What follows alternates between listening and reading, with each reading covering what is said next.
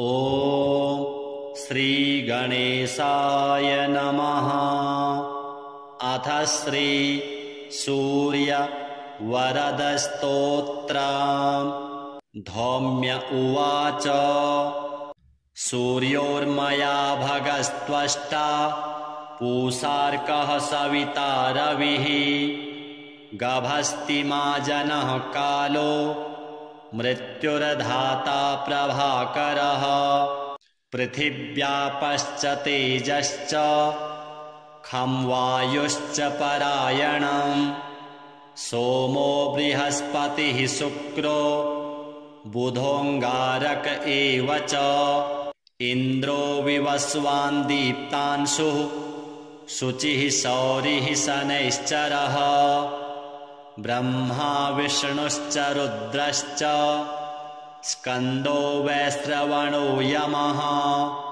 वैद्युतो जागरश्चाग्निः रैन्धनस्तेजसां पतिः धर्मध्वजो वेदकर्ता वेदाङ्गो वेदवाहनः कृतं त्रेता द्वापरश्च कलिः सर्वमलाश्रयः कलाकाष्ठा मुहूर्ताश्च क्षपायामस्तथा क्षणः संवत्सरकरुष्वत्थः कालचक्रो विभावसुः पुरुषः शाश्वतो योगी व्यक्ताव्यक्तः सनातनः कालाध्यक्षः प्रजाध्यक्षो विश्वकर्मा तमोनुदः वरुणः सागरोषश्च जीमूतो जीवनारिः भूताश्रयो भूतपतिः सर्वलोकनमस्कृतः स्रष्टा संवर्तको वह्निः सर्वस्यादिरलोलुपः अनन्तः कपिलो भानुः कामदः सर्वतोमुखः जयो विशालो वरदः सर्वधात्रिनिषेचिता मनः सुपर्णो भूतादिः शीघ्रगः प्राणधारणः धन्वन्तरिर्धूमकेतुः आदिदेवोदितेः सुतः द्वादशात्मारविन्दाक्षः पिता माता पितामहः संवर्गद्वारं प्रजाद्वारं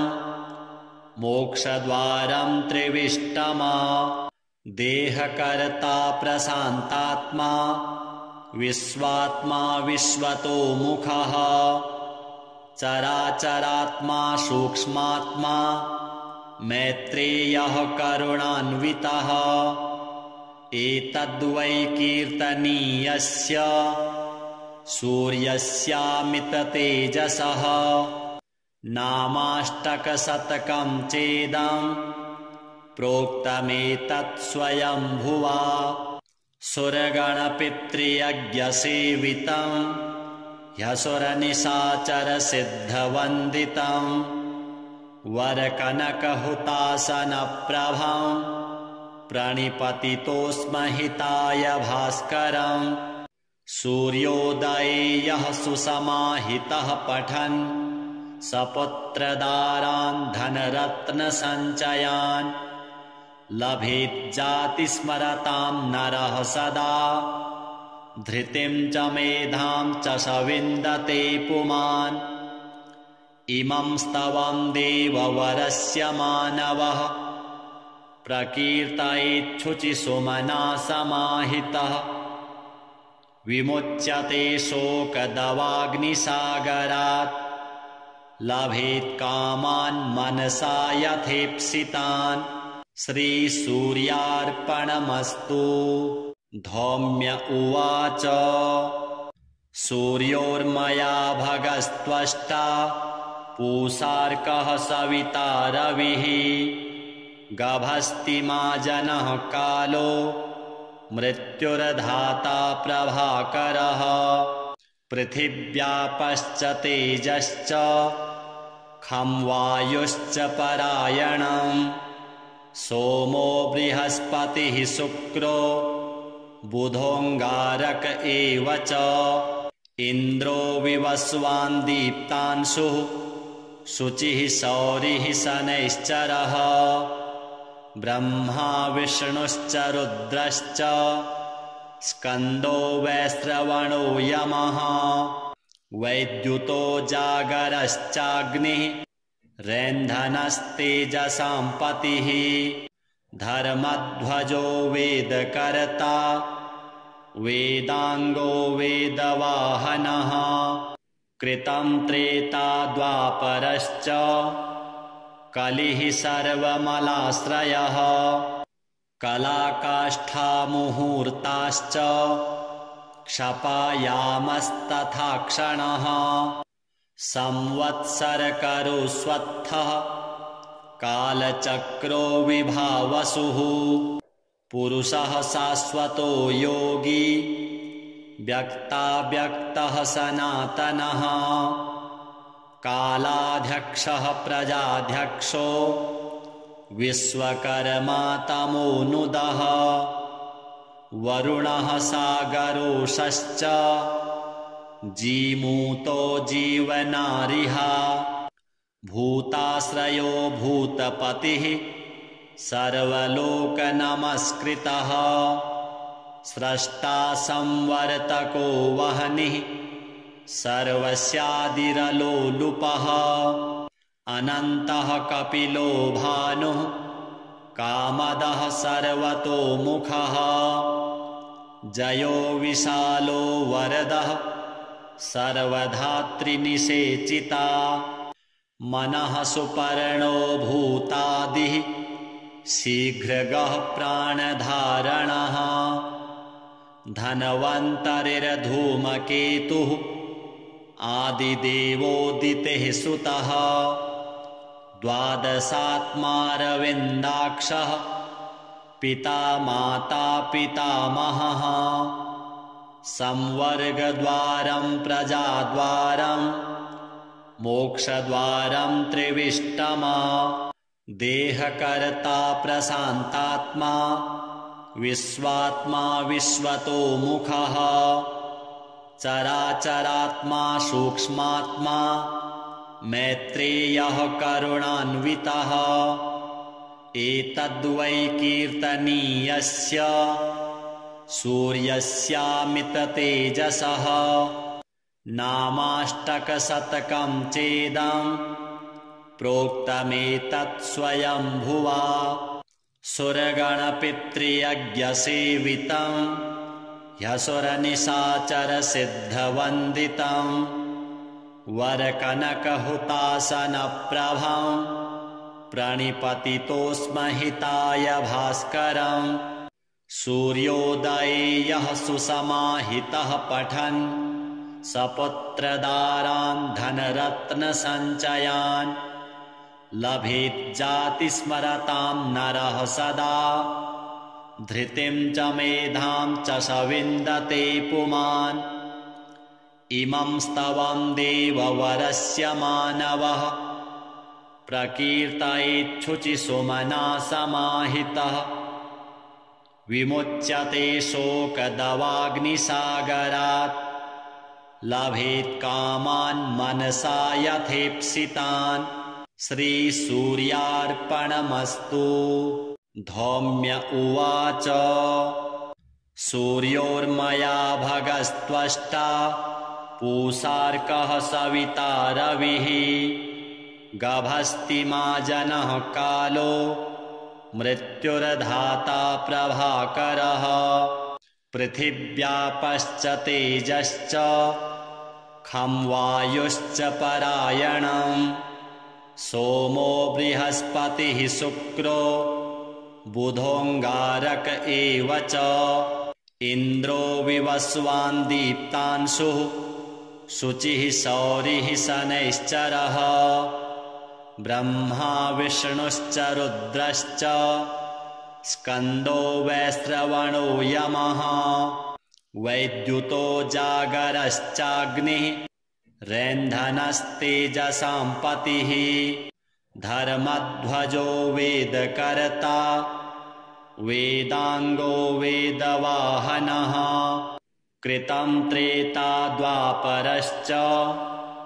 कलिः सर्वमलाश्रयः कलाकाष्ठा मुहूर्ताश्च क्षपायामस्तथा क्षणः संवत्सरकरोस्वत्थः कालचक्रो विभावसुः पुरुषः शाश्वतो योगी व्यक्ताव्यक्तः सनातनः कालाध्यक्षः प्रजाध्यक्षो विश्वकर्मा तमोनुदः वरुणः सागरोषश्च जीमूतो जीवनारिः भूताश्रयो भूतपतिः सर्वलोकनमस्कृतः स्रष्टा संवर्तको वह्निः सर्वस्यादिरलोलुपः अनन्तः कपिलो भानुः कामदः सर्वतोमुखः जयो विशालो वरदः सर्वधात्रिनिषेचिता मनः सुपर्णो भूतादिः शीघ्रगः प्राणधारणः धन्वन्तरिर्धूमकेतुः आदिदेवोदितेः सुतः द्वादशात्मारविन्दाक्षः पिता माता पितामहः संवर्गद्वारं प्रजाद्वारं मोक्षद्वारं त्रिविष्टमा देहकर्ता प्रशान्तात्मा विश्वात्मा विश्वतोमुखः चराचरात्मा सूक्ष्मात्मा मैत्रेयः करुणान्वितः एतद्वै कीर्तनीयस्य सूर्यस्यामिततेजसः नामाष्टकशतकं चेदं प्रोक्तमेतत् स्वयंभुवा सुरगणपितृयज्ञसेवितं ह्यसुरनिशाचरसिद्धवन्दितं वरकनकहुतासनप्रभं प्रणिपतितोऽस्महिताय भास्करं सूर्योदये यः सुसमाहितः पठन् सपुत्रदारान् धनरत्नसञ्चयान् लभेज्जातिस्मरतां नरः सदा धृतिं च मेधां च स विन्दते पुमान् इमं स्तवं देववरस्य मानवः प्रकीर्तयेच्छुचिसुमना समाहितः विमुच्यते शोकदवाग्निसागरात् लभेत् कामान् मनसा यथेप्सितान् श्रीसूर्यार्पणमस्तु। धौम्य उवाच सूर्योर्मया भगस्त्वष्टा पूषार्कः सविता रविः गभस्तिमाजनः कालो मृत्युर्धाता प्रभाकरः पृथिव्यापश्च तेजश्च खं वायुश्च परायणं सोमो बृहस्पतिः शुक्रो बुधोऽङ्गारक एव च इन्द्रो विवस्वान् दीप्तांशुः शुचिः सौरिः शनैश्चरः ब्रह्मा विष्णुश्च रुद्रश्च स्कन्दो वैश्रवणो यमः वैद्युतो जागरश्चाग्निः रैन्धनस्तेजसां पतिः धर्मध्वजो वेदकर्ता वेदांगो वेदवाहनः कृतं त्रेता द्वापरश्च कलिः सर्वमलाश्रयः कलाकाष्ठा मुहूर्ताश्च क्षपायामस्तथा क्षणः संवत्सरकरुष्वत्थः कालचक्रो विभावसुः पुरुषः शाश्वतो योगी व्यक्ताव्यक्तः सनातनः कालाध्यक्षः प्रजाध्यक्षो विश्वकर्मा तमोनुदः वरुणः सागरोषश्च जीमूतो जीवनारिः भूताश्रयो भूतपतिः सर्वलोकनमस्कृतः स्रष्टा संवर्तको वह्निः सर्वस्यादिरलोलुपः अनन्तः कपिलो भानुः कामदः सर्वतोमुखः जयो विशालो वरदः सर्वधात्रिनिषेचिता मनः सुपर्णो भूतादिः शीघ्रगः प्राणधारणः धन्वन्तरिर्धूमकेतुः आदिदेवोदितेः सुतः द्वादशात्मारविन्दाक्षः पिता माता पितामहः संवर्गद्वारं प्रजाद्वारं मोक्षद्वारं त्रिविष्टमा देहकर्ता प्रशान्तात्मा विश्वात्मा विश्वतोमुखः चराचरात्मा सूक्ष्मात्मा मैत्रेयः करुणान्वितः एतद्वै कीर्तनीयस्य सूर्यस्यामिततेजसः नामाष्टकशतकं चेदं प्रोक्तमेतत् स्वयंभुवा सुरगणपितृयज्ञसेवितं ह्यसुरनिशाचरसिद्धवन्दितं वरकनकहुतासनप्रभं प्रणिपतितोऽस्महिताय भास्करं सूर्योदये यः सुसमाहितः पठन् सपुत्रदारान् धनरत्नसञ्चयान् लभेज्जातिस्मरतां नरः सदा धृतिं च मेधां च स विन्दते पुमान् इमं स्तवं देववरस्य मानवः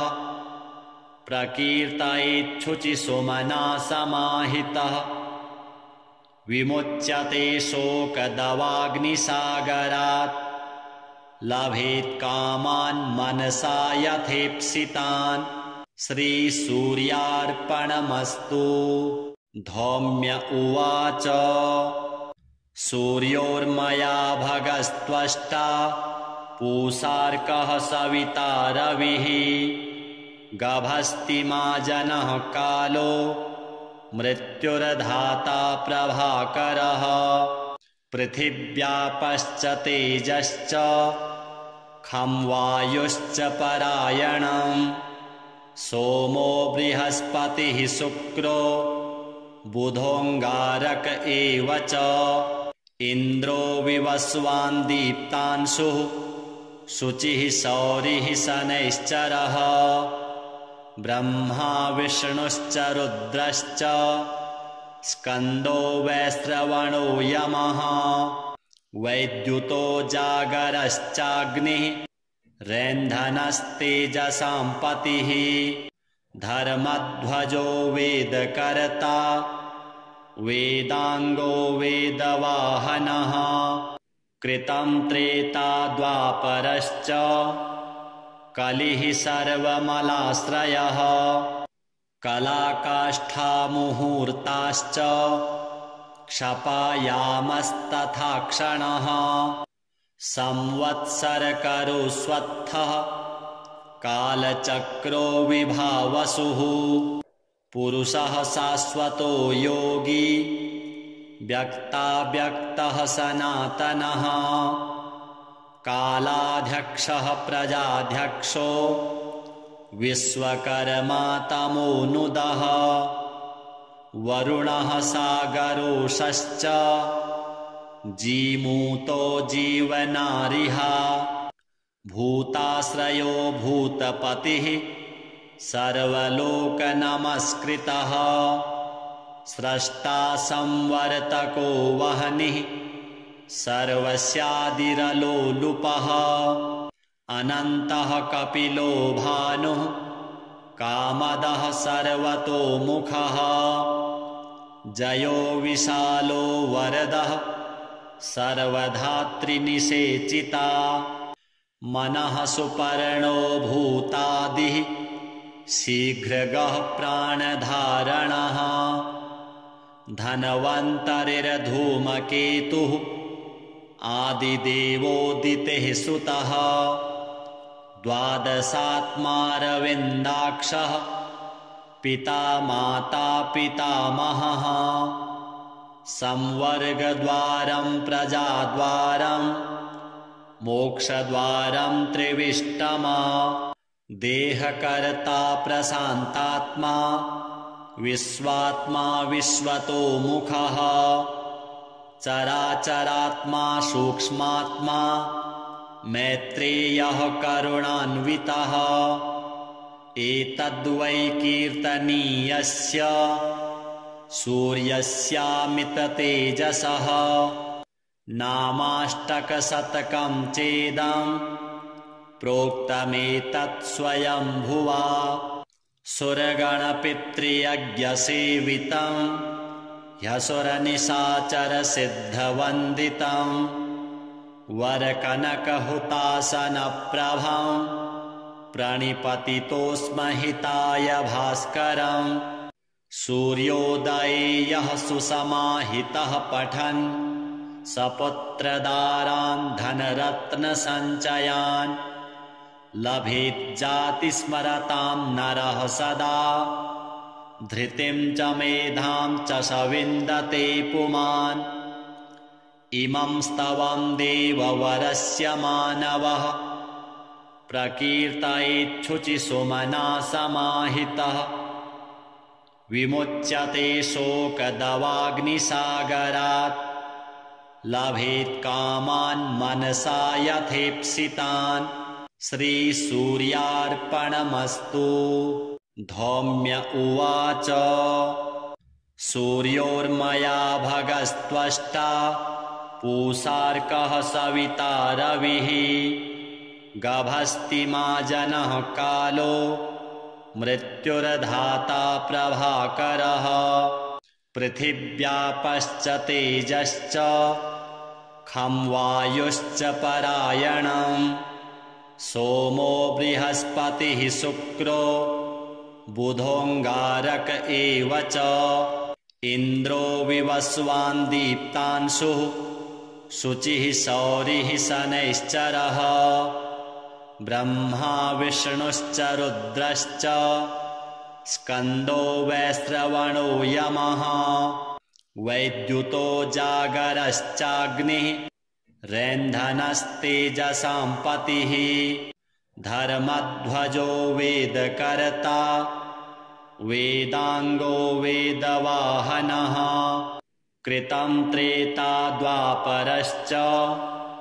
कलिः सर्वमलाश्रयः कलाकाष्ठा मुहूर्ताश्च क्षपायामस्तथा क्षणः संवत्सरकरुष्वत्थः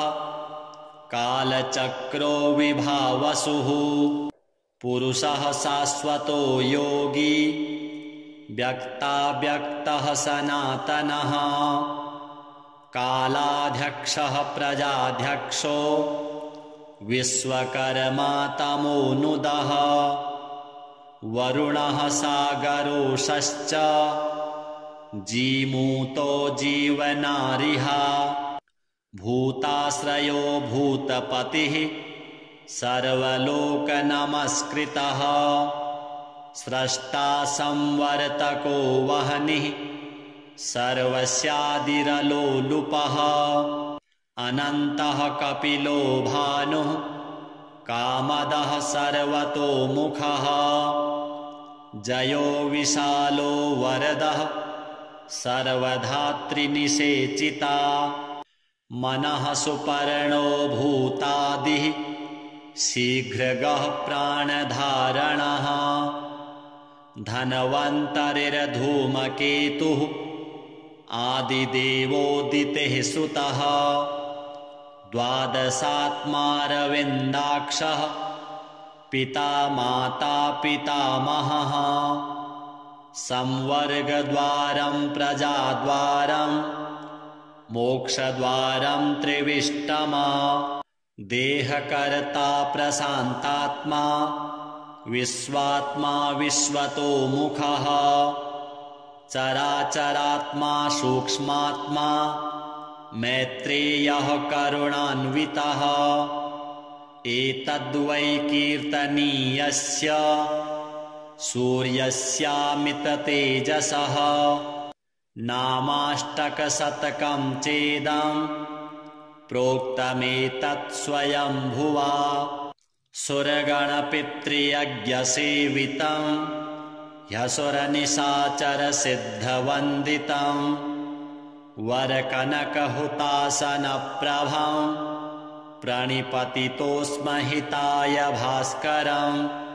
सूर्योदये यः सुसमाहितः पठन् सपुत्रदारान् धनरत्नसञ्चयान् लभेज्जातिस्मरतां नरः सदा धृतिं च मेधां च स विन्दते पुमान् इमं स्तवं देववरस्य मानवः प्रकीर्तयेच्छुचिसुमना समाहितः विमुच्यते शोकदवाग्निसागरात् लभेत् कामान् मनसा यथेप्सितान् श्रीसूर्यार्पणमस्तु। धौम्य उवाच सूर्योर्मया भगस्त्वष्टा पूषार्कः सविता रविः गभस्तिमाजनः कालो मृत्युर्धाता प्रभाकरः पृथिव्यापश्च तेजश्च खं वायुश्च परायणं सोमो बृहस्पतिः शुक्रो बुधोऽङ्गारक एव च इन्द्रो विवस्वान् दीप्तांशुः शुचिः शौरिः शनैश्चरः ब्रह्मा विष्णुश्च रुद्रश्च स्कन्दो वैश्रवणो यमः वैद्युतो जागरश्चाग्निः रैन्धनस्तेजसां पतिः धर्मध्वजो वेदकर्ता वेदाङ्गो वेदवाहनः कृतं त्रेता द्वापरश्च कलिः सर्वमलाश्रयः कलाकाष्ठा मुहूर्ताश्च क्षपायामस्तथा क्षणः संवत्सरकरोस्वत्थः कालचक्रो विभावसुः पुरुषः शाश्वतो योगी व्यक्ताव्यक्तः सनातनः कालाध्यक्षः प्रजाध्यक्षो विश्वकर्मा तमोनुदः वरुणः सागरोषश्च जीमूतो जीवनारिः भूताश्रयो भूतपतिः सर्वलोकनमस्कृतः स्रष्टा संवर्तको वह्निः सर्वस्यादिरलोलुपः अनन्तः कपिलो भानुः कामदः सर्वतोमुखः जयो विशालो वरदः सर्वधात्रिनिषेचिता मनः सुपर्णो भूतादिः शीघ्रगः प्राणधारणः धन्वन्तरिर्धूमकेतुः आदिदेवोदितेः सुतः द्वादशात्मारविन्दाक्षः पिता माता पितामहः संवर्गद्वारं प्रजाद्वारं मोक्षद्वारं त्रिविष्टमा देहकर्ता प्रशान्तात्मा विश्वात्मा विश्वतो मुखः चराचरात्मा सूक्ष्मात्मा मैत्रेयः करुणान्वितः एतद्वै कीर्तनीयस्य सूर्यस्यामिततेजसः नामाष्टकशतकं चेदं प्रोक्तमेतत् स्वयंभुवा सुरगणपितृयज्ञसेवितं ह्यसुरनिशाचरसिद्धवन्दितं वरकनकहुतासनप्रभं प्रणिपतितोऽस्महिताय भास्करम् सूर्योदये यः सुसमाहितः पठन् सपुत्रदारान् धनरत्नसञ्चयान् लभेज्जातिस्मरतां नरः सदा धृतिं च मेधां च स विन्दते पुमान् इमं स्तवं देववरस्य मानवः प्रकीर्तयेच्छुचिसुमना समाहितः विमुच्यते शोकदवाग्निसागरात् लभेत् कामान् मनसा यथेप्सितान् श्रीसूर्यार्पणमस्तु। धौम्य उवाच सूर्योर्मया भगस्त्वष्टा पूषार्कः सविता रविः गभस्तिमाजनः कालो मृत्युर्धाता प्रभाकरः पृथिव्यापश्च तेजश्च खं वायुश्च परायणं सोमो बृहस्पतिः शुक्रो बुधोऽङ्गारक एव च इन्द्रो विवस्वान् दीप्तांशुः शुचिः शौरिः शनैश्चरः ब्रह्मा विष्णुश्च रुद्रश्च स्कन्दो वैश्रवणो यमः वैद्युतो जागरश्चाग्निः रैन्धनस्तेजसां पतिः धर्मध्वजो वेदकर्ता वेदाङ्गो वेदवाहनः कृतं त्रेता द्वापरश्च कलिः सर्वमलाश्रयः कलाकाष्ठा मुहूर्ताश्च क्षपायामस्तथा क्षणः संवत्सरकरोस्वत्थः कालचक्रो विभावसुः पुरुषः शाश्वतो योगी व्यक्ताव्यक्तः सनातनः कालाध्यक्षः प्रजाध्यक्षो विश्वकर्मा तमोनुदः वरुणः सागरोषश्च जीमूतो जीवनारिः भूताश्रयो भूतपतिः सर्वलोकनमस्कृतः स्रष्टा संवर्तको वह्निः सर्वस्यादिरलोलुपः अनन्तः कपिलो भानुः कामदः सर्वतोमुखः जयो विशालो वरदः सर्वधात्रिनिषेचिता मनः सुपर्णो भूतादिः शीघ्रगः प्राणधारणः धन्वन्तरिर्धूमकेतुः आदिदेवोदितेः सुतः द्वादशात्मारविन्दाक्षः पिता माता पितामहः संवर्गद्वारं प्रजाद्वारं मोक्षद्वारं त्रिविष्टमा देहकर्ता प्रशान्तात्मा विश्वात्मा विश्वतो मुखः चराचरात्मा सूक्ष्मात्मा मैत्रेयः करुणान्वितः एतद्वै कीर्तनीयस्य सूर्यस्यामिततेजसः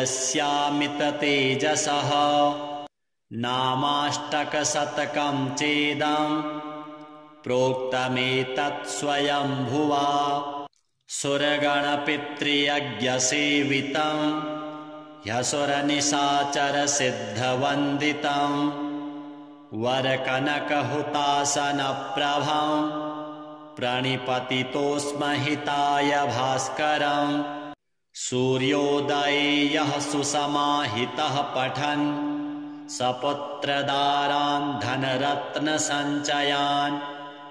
लभेज्जातिस्मरतां नरः सदा धृतिं च मेधां च स विन्दते पुमान् इमं स्तवं देववरस्य मानवः प्रकीर्तयेच्छुचिसुमना समाहितः विमुच्यते शोकदवाग्निसागरात् लभेत् कामान् मनसा यथेप्सितान् श्रीसूर्यार्पणमस्तु। धौम्य उवाच सूर्योर्मया भगस्त्वष्टा पूषार्कः सविता रविः गभस्तिमाजनः कालो मृत्युर्धाता प्रभाकरः पृथिव्यापश्च तेजश्च खं वायुश्च परायणं सोमो बृहस्पतिः शुक्रो बुधोऽङ्गारक एव च इन्द्रो विवस्वान् दीप्तांशुः शुचिः सौरिः शनैश्चरः ब्रह्मा विष्णुश्च रुद्रश्च स्कन्दो वैश्रवणो यमः वैद्युतो जागरश्चाग्निः रैन्धनस्तेजसां पतिः धर्मध्वजो वेदकर्ता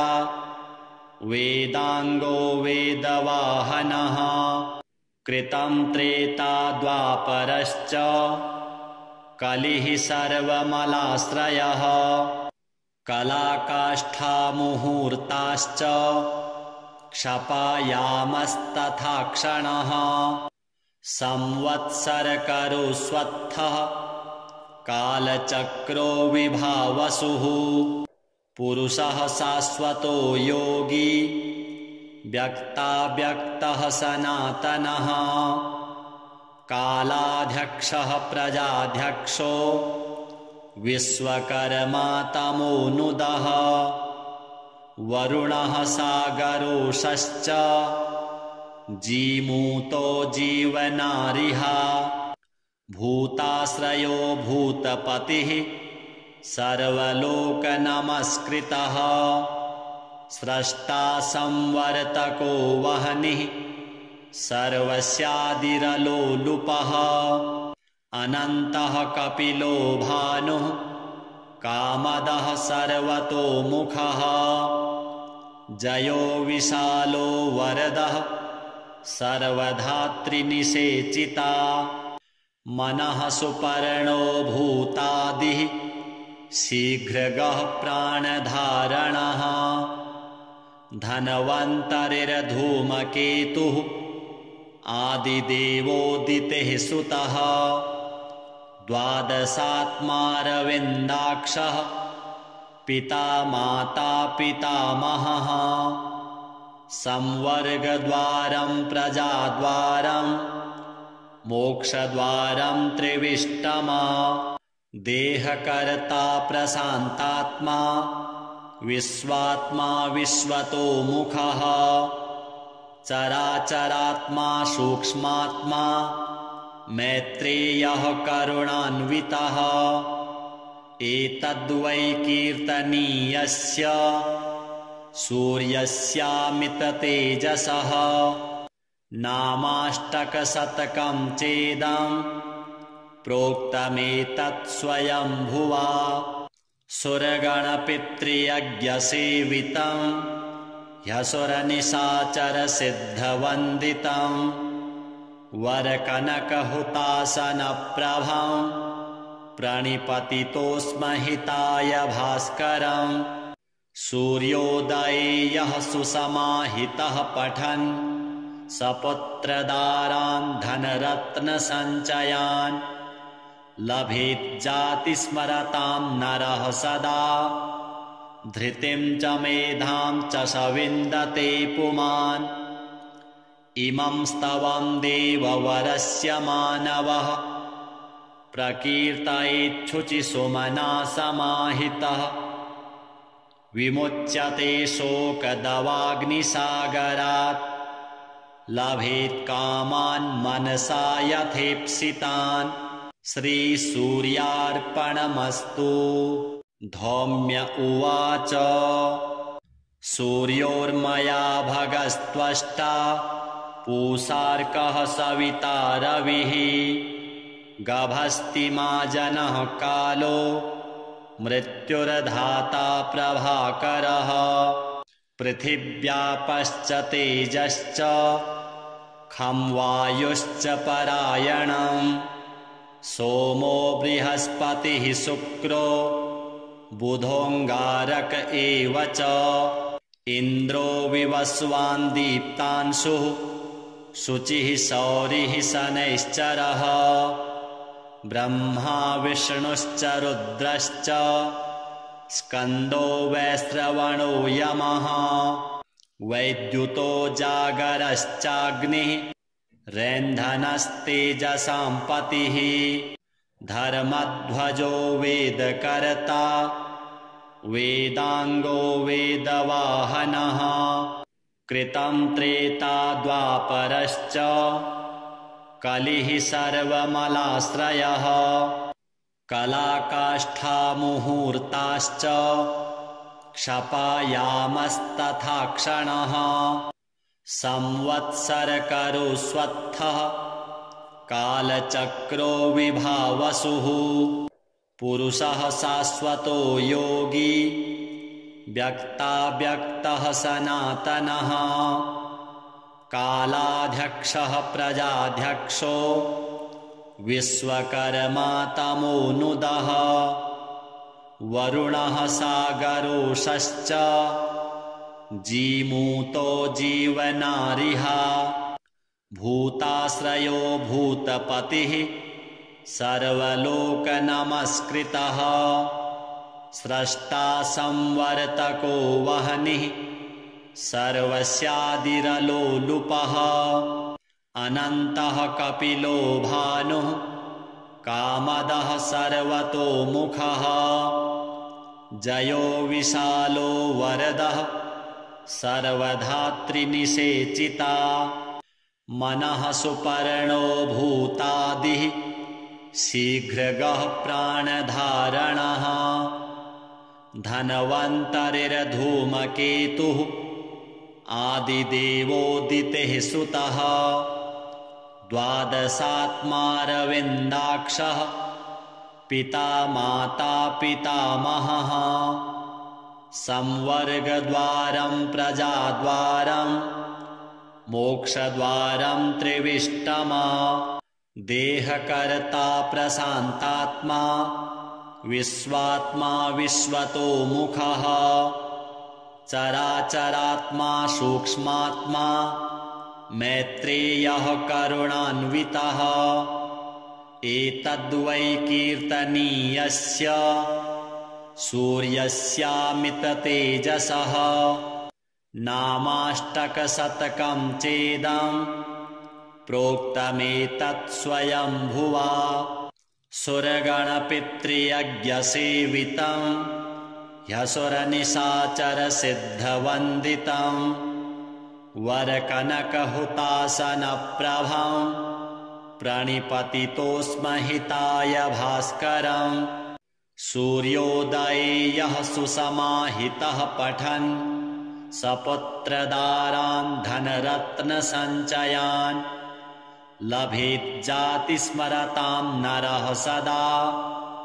धृतिं च मेधां च स विन्दते पुमान् इमं स्तवं देववरस्य मानवः प्रकीर्तयेच्छुचिसुमना समाहितः विमुच्यते शोकदवाग्निसागरात् लभेत् कामान् मनसा यथेप्सितान् श्रीसूर्यार्पणमस्तु। धौम्य उवाच सूर्योर्मया भगस्त्वष्टा पूषार्कः सविता रविः गभस्तिमाजनः कालो मृत्युर्धाता प्रभाकरः पृथिव्यापश्च तेजश्च खं वायुश्च परायणम् सोमो बृहस्पतिः शुक्रो बुधोऽङ्गारक एव च इन्द्रो विवस्वान् दीप्तांशुः शुचिः सौरिः शनैश्चरः ब्रह्मा विष्णुश्च रुद्रश्च स्कन्दो वैश्रवणो यमः वैद्युतो जागरश्चाग्निः रैन्धनस्तेजसां पतिः धर्मध्वजो वेदकर्ता वेदाङ्गो वेदवाहनः कृतं त्रेता द्वापरश्च कलिः सर्वमलाश्रयः कलाकाष्ठा मुहूर्ताश्च क्षपायामस्तथा क्षणः संवत्सरकरोस्वत्थः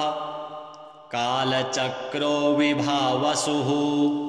पुरुषः शाश्वतो योगी व्यक्ताव्यक्तः सनातनः कालाध्यक्षः प्रजाध्यक्षो विश्वकर्मा तमोनुदः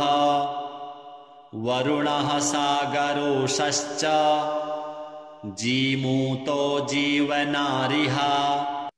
भूताश्रयो भूतपतिः सर्वलोकनमस्कृतः स्रष्टा संवर्तको वह्निः सर्वस्यादिरलोलुपः अनन्तः कपिलो भानुः कामदः सर्वतोमुखः जयो विशालो वरदः सर्वधात्रिनिषेचिता मनः सुपर्णो भूतादिः शीघ्रगः प्राणधारणः धन्वन्तरिर्धूमकेतुः आदिदेवोदितेः सुतः द्वादशात्मारविन्दाक्षः पिता माता पितामहः संवर्गद्वारं प्रजाद्वारं मोक्षद्वारं त्रिविष्टमा देहकर्ता प्रशान्तात्मा विश्वात्मा विश्वतोमुखः चराचरात्मा सूक्ष्मात्मा मैत्रेयः करुणान्वितः एतद्वै कीर्तनीयस्य सूर्यस्यामिततेजसः नामाष्टकशतकं चेदं प्रोक्तमेतत् स्वयंभुवा सुरगणपितृयज्ञसेवितं ह्यसुरनिशाचरसिद्धवन्दितं वरकनकहुतासनप्रभं प्रणिपतितोऽस्महिताय भास्करम् सूर्योदये यः सुसमाहितः पठन्